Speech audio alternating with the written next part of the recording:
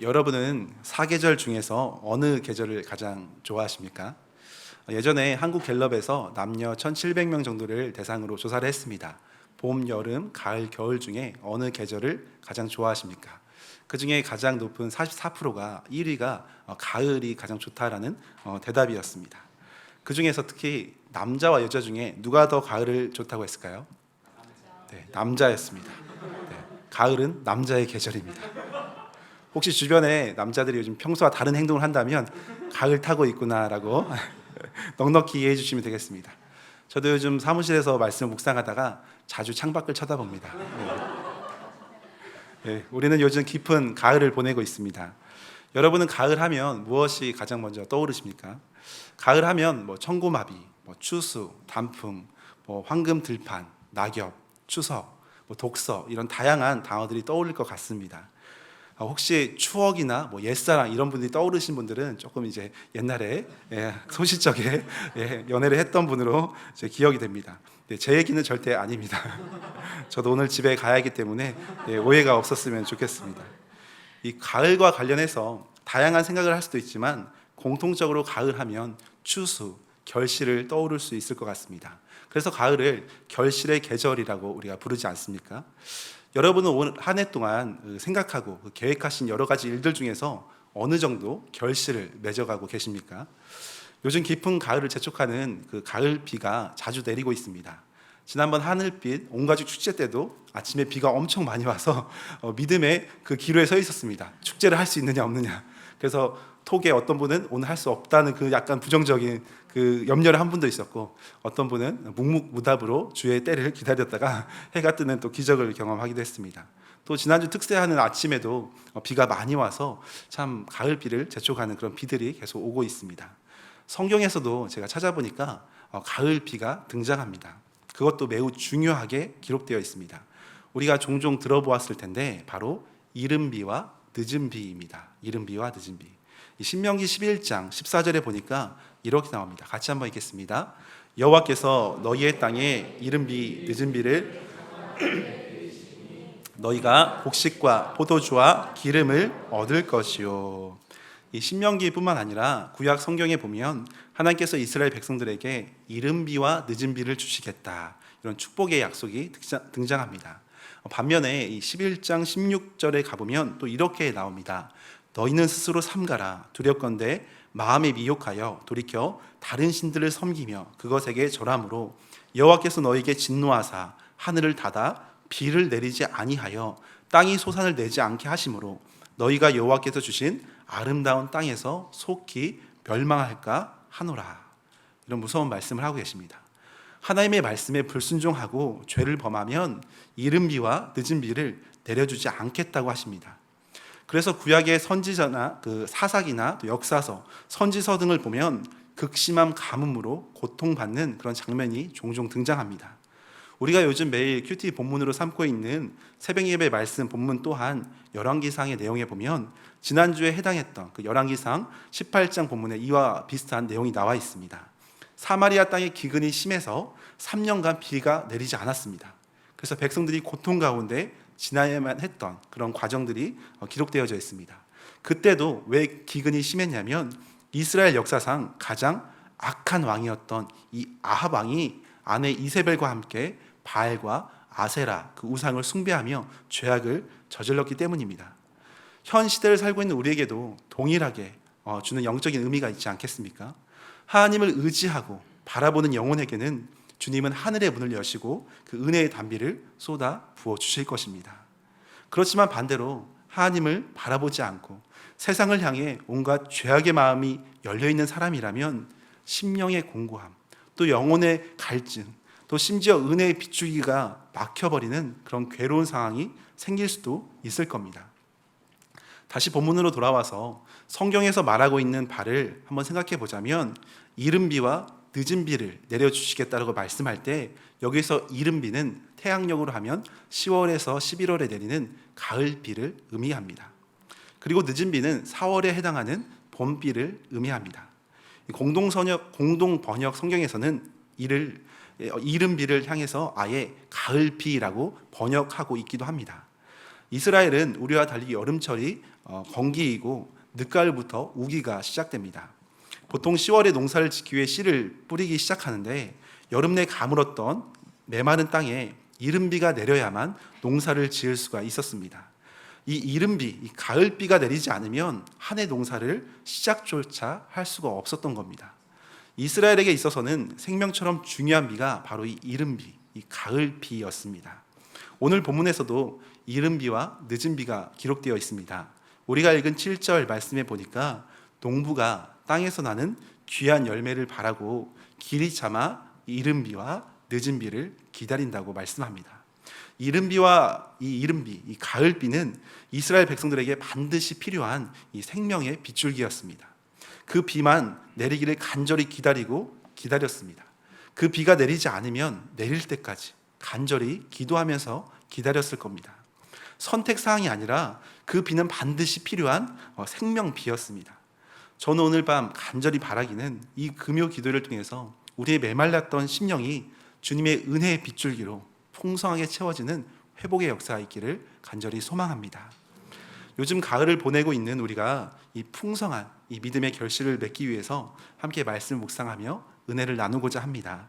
먼저 첫 번째로 묵상해 볼 부분은 길이 참으라는 겁니다. 길이 참으라. 7절 말씀에 이렇게 나옵니다. 다시 한번 읽겠습니다. 그러므로 형제들아 주께서 강림하시기까지 길이 참으라. 보라 농부가 땅에서 나는 귀한 열매를 바라고 길이 참아 이른비와 늦은비를 기다리나니 너희도 길이 참고 8절까지 보면 너희도 길이 참고 이렇게 나옵니다. 참고 기다린다는 단어가 무려 4번이나 나옵니다. 특별히 그냥 참는 것이 아니라 길이 참으라. 길이 참으라라고 무려 3번이나 반복해서 말씀합니다. 길이 참으라, 오래 참아라, 계속해서 인내하라라는 의미이지 않겠습니까? 이 참는 것, 인내하는 것을 좋아할 사람은 아마 거의 없을 겁니다. 우리 사회는 더 빨리, 남보다 더 먼저 앞서가기 위해서 노력하는 문화이지 천천히 남들보다 늦게 참으면서 가는 그런 문화는 아닌 것 같습니다. 그런 우리에게 성경은 길이 참으라고 합니다. 야고보서 말씀은 힘겨운 고난 가운데 살고 있는 당시 초대교회 성도들에게 1차적으로 주시는 말씀이었습니다.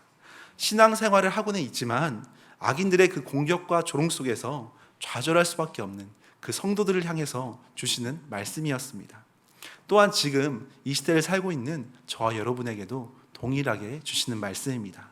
마치 농부가 귀한 열매를 바라고 이른비, 이 가을비를 간절히 기다리면서 내릴 때까지 기다리고 또 기다리듯이 우리 또한 이 믿음의 결실, 아름다운 삶의 열매를 맺기 위해서는 주님의 때를 또 주님의 은혜를 기다리고 또 기다려야 한다는 말씀을 주시고 있는 겁니다.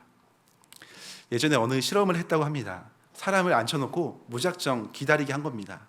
왜 기다려야 하는지, 무슨 목적으로 기다려야 하는지 전혀 알려주지 않았습니다. 그냥 기다리라고 해보았습니다. 그랬더니 결과는 어땠을까요? 여러분이라면 어떻겠습니까?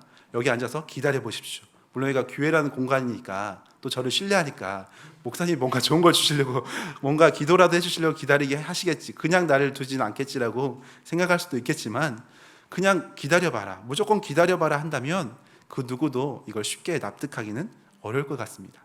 그 실험에서 불과 몇 분도 채 지나지 않아서 모두 못 참고 그 자리를 박차고 나갔다는 실험 결과였습니다. 아무런 이유도 없이 맹목적으로 기다리라고 하니까 얼마나 답답했겠습니까? 이 목적이 없는 기다림은 지루하고 괴롭고 버틸 마음이 생길 수 없는 힘겨운 기다림입니다. 소망이 없는 기다림은 사람으로 하여금 지치게 할 뿐입니다. 반면에 우리의 기다림은 어떻습니까? 우리 신앙인의 기다림도 이와 같겠습니까? 이와는 전혀 다릅니다. 우리 믿는 성도의 기다림은 우리 하나님께서 언제나 함께 하시고 또 풍성한 은혜 가운데 반드시 인도해 주시리라는 기대감이 있는 기다림입니다. 생명과 소망이 있는 기다림이 우리 신앙인에게 있는 기다림입니다. 성경에서 말하는 인내와 기다림은 그냥 무작정 기다리라는 것이 아니라 하나님께서 마침내 반드시 믿음 가운데 승리하도록 우리를 인도해 주신다는 그런 강한 확신 가운데 우리를 인도하는 그 기다림이라는 겁니다. 물론 그 순간순간 한 걸음 한 걸음 매일매일은 희미하고 또 기다린다고 뭐가 달라질까 하는 의심스러운 상황이 있을 수도 있습니다. 그럼에도 하나님을 바라며 또 기다리는 영혼에게 소망과 구원과 영광을 베풀어 주시는 주님이십니다. 그래서 시편 62편에 보면 이렇게 말씀합니다. 우리 같이 믿음으로 고백해 보겠습니다. 시작. 나의 영혼아 잠잠히 하나님만 바라라. 무릇 나의 소망이 그로부터 나오는도다. 오직 그만이 나의 반석이시요 나의 구원이시요 나의 요새이시니 내가 흔들리지 아니하리로다. 7절. 나의 구원과 영광이 하나님께 있음이여 내 힘의 반석과 피난처도 하나님께 이도다. 8절까지 읽겠습니다. 백성들아 시시로 그를 의지하고 그의 앞에 마음을 토하라. 하나님은 우리의 피난처시로다. 아멘. 주님은 우리의 피난처, 소망이고 구원이고 영광이다고 말씀하고 있습니다. 이뿐만 아니라 오늘 본문에 보면 길이 참으라 말씀하시면서 무작정 무기한으로 기다리라고 하지 않으시고 명확한 기간을 정해 주십니다. 7절 상반절에 보니까 이렇게 나옵니다. 그러므로 형제들아 주께서 강림하시기까지 길이 참으라. 언제까지요? 강림하시기까지. 주님께서 강림하시기까지. 웃음이 나오죠. 아니요, 어떻게 강림하실 때까지? 주님 다시 오시기 전까지 제가 주님께 가는 게 더 빠르겠습니다라고 생각하는 게 더 상식적인 그런 마음입니다. 그렇지만 곧이어서 8절에 이렇게 말합니다. 너희도 길이 참고 마음을 굳건하게 하라. 주의 강림이 가까우니라. 주의 강림이 가까우시니라. 주님께서 곧 오실 것이기 때문에 길이 참고 마음을 굳건하게 하라고 말씀합니다. 물론 저는 이 말씀을 들을 때도 우리에게 친근하게 다가오기보다는 뭔가 먼 미래처럼 가깝다는 것이 그렇게 가깝게 느껴지지가 않았습니다. 주님이 과연 언제 오실까? 속수무책으로 무능하게 기다리는 것 같은 그런 모습인 것 같은 모습에 참 쉽지가 않았습니다. 그렇지만 이 말씀 우리가 우리의 삶에 맞게 조금 더 묵상하고 적용해 보자면 주님께서 강림하실 때까지, 곧 주님께서 내 삶에 역사하실 때까지, 주님께서 우리 삶에 응답하실 때까지 기도하며 기대하며 기다리라는 겁니다. 주님께서 우리의 삶을 최선으로 빚어 가실 것이기에 주님만 소망하라는 의미입니다. 그 이른비, 이 가을비는 어떻게 해야 내렸겠습니까? 지금도 그렇지만 당시에는 더더욱 이 하늘의 영역이었습니다. 하나님의 절대 주권의 섭리 가운데, 자연의 섭리 가운데 주시는 선물이었습니다. 땅에서 아무리 무엇을 한들 땅의 영역이 아니라 바로 하늘의 주권적인 섭리의 영역이었습니다. 곧 주님의 은혜였습니다. 주님이 부어주시지 않으면 누릴 수도 받을 수도 없는 것이 바로 그 이른비였습니다. 영적인 의미로 우리 가운데 생각해 볼 수 있지 않겠습니까? 우리의 영혼 가운데 이른비와 이 늦은비, 그 풍성한 은혜를 때에 따라 내려주셔야만 우리 영혼이 메마르지 않고 풍족하게 살아갈 수가 있습니다. 주님이 허락해 주셔야만 우리는 그 은혜를 맛보아 알 수가 있습니다. 우리의 어떠함이 아니라 하나님의 절대적인 그 주권 가운데, 주님의 그 은혜 가운데 우리에게 쏟아 부어 주셔야만, 그 은혜의 빛이 우리에게 비춰 주셔야만 우리가 경험할 수 있는 은혜라는 겁니다. 그렇다면 우리가 해야 할 것이 무엇이겠습니까? 이 이른비, 은혜의 단비를 우리가 어떻게 인위적으로 만들어낼 수 있겠습니까? 은혜를 부어 주실 때까지, 주님께서 우리 삶에 역사하실 때까지 주님을 소망하고 바라보는 것이 믿음의 삶이라고 생각합니다. 그리고 이른비와 이 늦은비, 이 가을비는 무엇보다 타이밍, 때가 중요했습니다. 당시 밀을 수확하기 위해서는 그 11월에 씨를 뿌리고 3월에 이제 추수를 거두었습니다. 만일 제때에 비가 오지 않으면 여름 내내 가물고 건조했던 그 땅이 쩍쩍 다 갈라져서 그 메마른 땅을 도저히 부드럽게 할 수가 없었습니다. 그러니 당연히 농사를 시작할 수 없고 농사는 망칠 수밖에 없었습니다. 반드시 알맞은 때에 그 단비가 내려야만 했습니다. 그리고 이스라엘에서 가장 많은 비가 내리는 시기를 12월에서 1월로 봅니다. 그것을 겨울비라고 부릅니다. 이때가 우기입니다. 1년에 가장 많은 비를 쏟아붓는 기간입니다. 그럼에도 그 가장 많은 비를 쏟아내는 그 겨울비보다 이른비, 이 가을비가 더 중요했다는 겁니다. 씨앗을 심고 또 결실하게 하는 이른 비와 늦은 비가 가을과 봄에 내리는 그 비가 더 중요했다는 것을 말해줍니다. 이처럼 양적인 측면보다 질적인 측면, 때와 타이밍이 무엇보다 중요했습니다. 우리도 이와 같지 않은가? 우리의 은혜의 생활도 이와 비슷할 때가 많지 않은가 생각해 볼 때가 있습니다. 하나님께서 은혜를 쏟아 부어 주셔야만 살아갈 수 있는 그 결정적인 때가 있습니다. 물론 우리는 늘 항상 주님의 은혜가 필요합니다. 그럼에도 특별히 더 집중해서 은혜를 공급받아야만 살아갈 수 있는 중요한 때가 각자마다 있습니다. 제가 요즘 신방을 하면서 또 자주 신방을 하면서 또 많은 성도님들을 만나게 됩니다. 그때마다 고난 가운데 있는 성도님들, 또 어려움 가운데 있는 성도님들, 또 본인의 힘으로는 어찌할 수 없는 그런 참 공고한 시간을 보내고 있는 성도님들 만나게 되면 교제하는 가운데 저도 모르게 제 마음 가운데 이런 간절한 소망이 올라올 때가 참 많습니다. 주님, 지금 이 성도님의 심령 가운데 강권적인 은혜를 허락하여 주옵소서.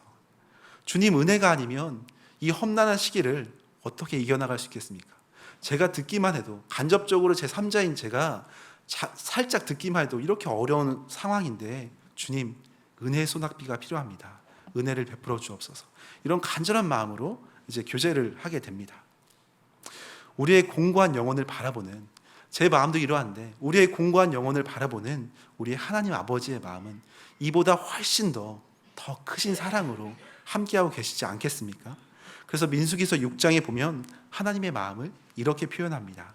우리 민수기서 6장 24절인데요. 한번 자기 가슴에 손을 얹히고요. 자기를 축복하는 마음으로 같이 한번 고백해 보겠습니다. 24절, 여호와는 내게 복을 주시고 너를 지키시기를 원하며, 25절, 여호와는 그의 얼굴을 내게 비추사 은혜 베푸시기를 원하며, 26절, 여호와는 그 얼굴을 내게로 향하여 드사 평강 주시기를 원하노라. 아멘.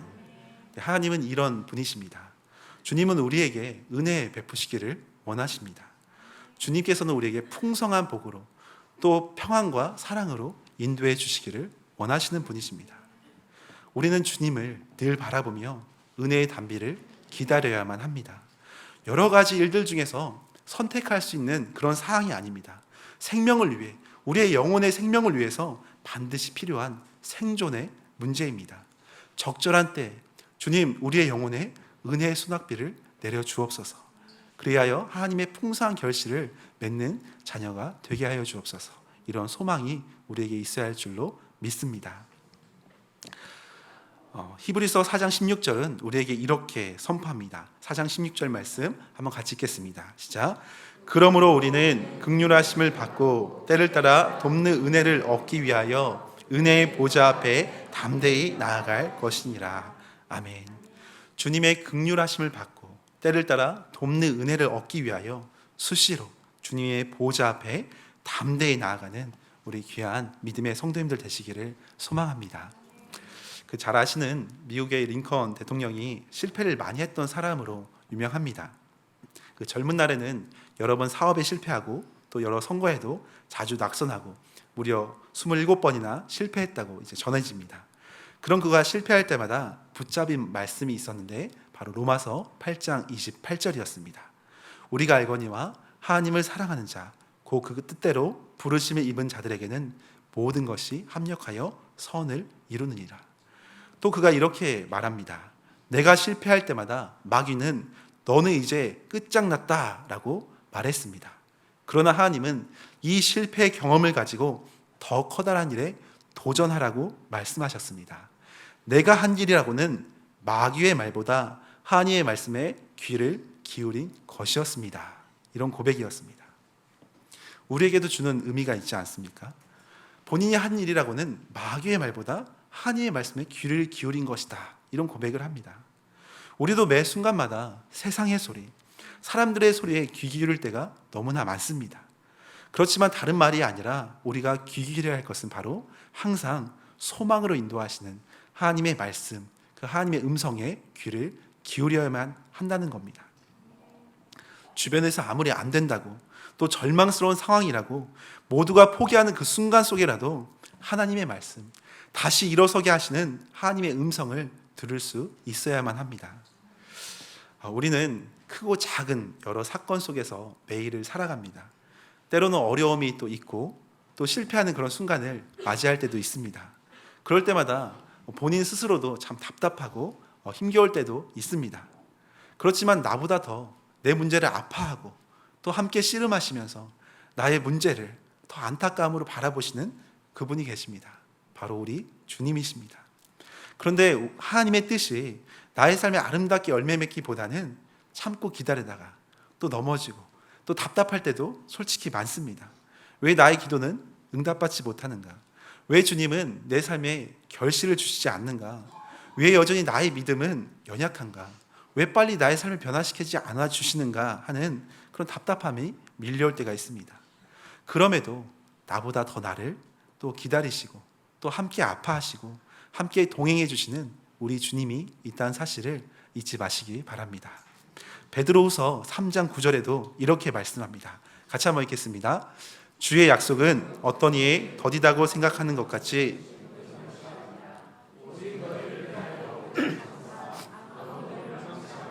다 회개하기에 이르기를 원하시느니라. 아멘.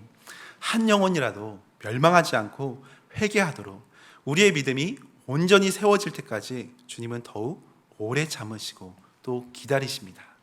무너진 우리의 믿음을 일으켜 세워주시고자 계속해서 참고 기다리시고 인내해 주시는 끝없는 사랑의 주님이십니다. 오늘 본문 8절에 보면 이렇게 나옵니다. 너희도 길이 참고 마음을 굳건하게 하라. 주의 강림이 가까우니라. 예수님께서 다시 오심을 설명하는 단어가 성경에 여러 가지가 있는데 주의 강림이라는 표현은 독특한 표현입니다. 주의 강림이 가깝다. 이 표현은 여기서만 하는 표현입니다. 이 표현은 큰 격려와 깊은 위로의 말씀이 담겨져 있습니다. 보통 높은 그 위엄과 영광 가운데 오시는 왕의 행차를 설명할 때 강림이란 단어를 설명합니다. 높은 분이 오시는 것. 가장 높은 통치자가 영광 가운데 나타나셔서 강림하시는 것.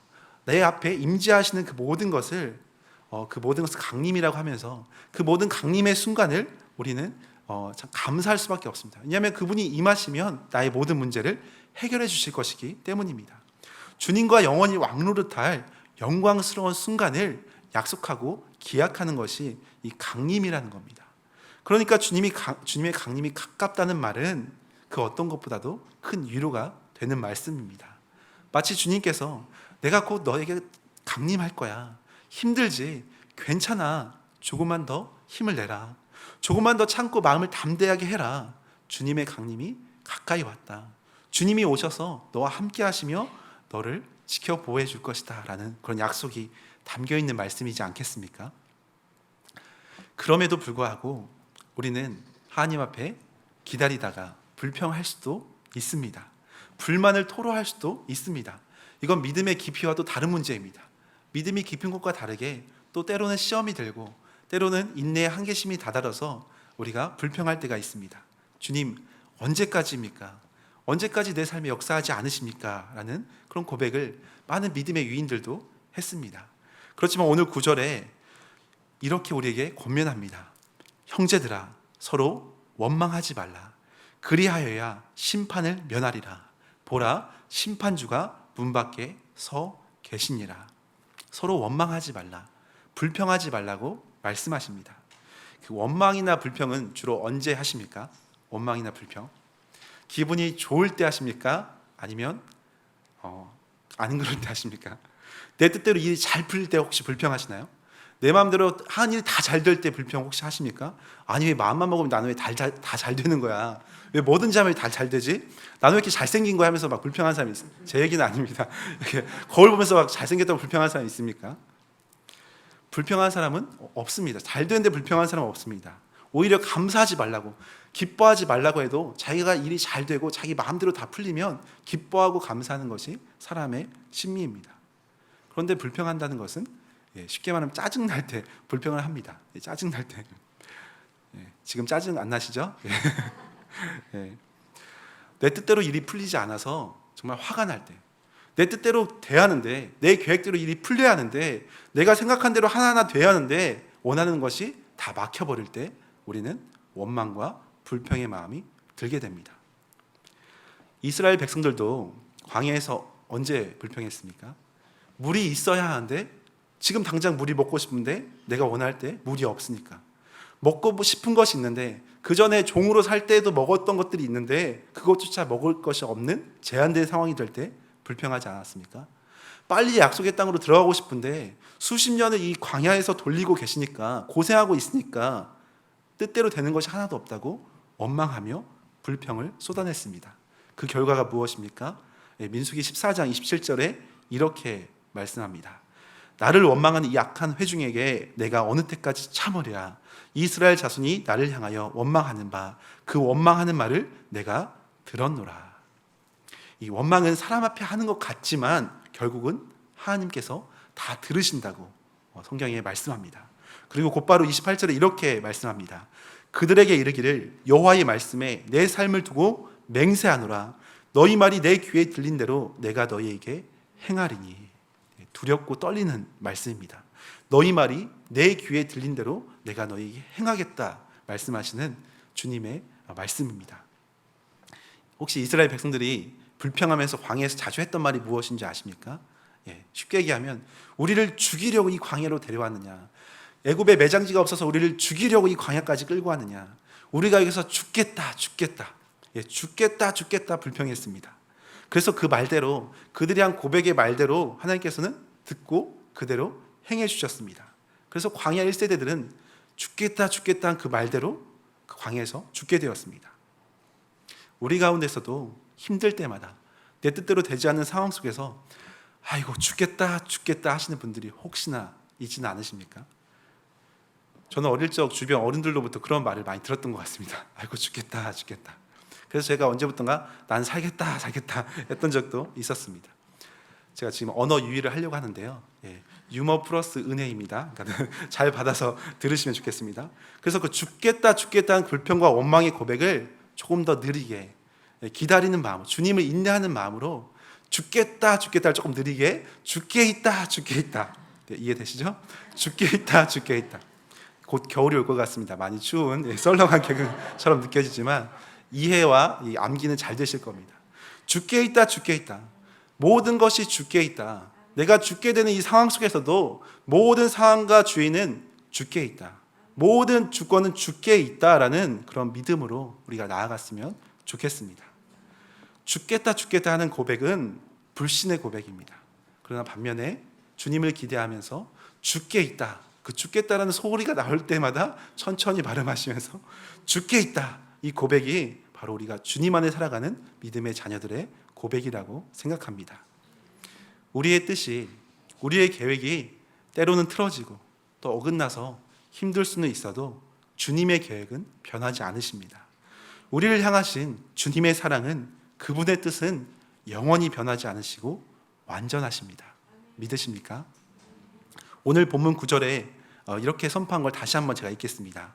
형제들아 서로 원망하지 말라. 그리하여야 심판을 면하리라. 보라, 심판주가 문 밖에서 서 계시니라. 사랑하는 여러분, 우리는 우리의 방법대로, 우리의 생각대로 살다가는 멸망할 수밖에 없는 죄인입니다. 이른비를 기다리는 농부의 마음처럼 하나님의 뜻을 늘 기다리며 주님의 은혜를 기대해야만 살아갈 수 있는 자녀임을 기억하시기 바랍니다. 혹시 참고 또 기다리기 힘든 그런 순간일지라도 우리 구주 예수님을 늘 생각했으면 좋겠습니다. 주님은 우리를 살리시기 위해서 십자가에서 모든 고난을 겪으시고 다 인내하며 감당하셨습니다. 그리고 부활의 영광을 경험하셨습니다. 다시 강림하실 그 영광의 주님을 바라보면서 우리 또한 주님과 함께 매 순간 동행하며 인내하며 믿음으로 나아가는 귀한 성도님들 되시기를 소망합니다. 그래서 언제나 주님의 일하심을 기대하며 풍성한 결실을 거두는 주님의 은혜가 가득한 가을 기간 되시기를 예수님의 이름으로 간절히 축원합니다.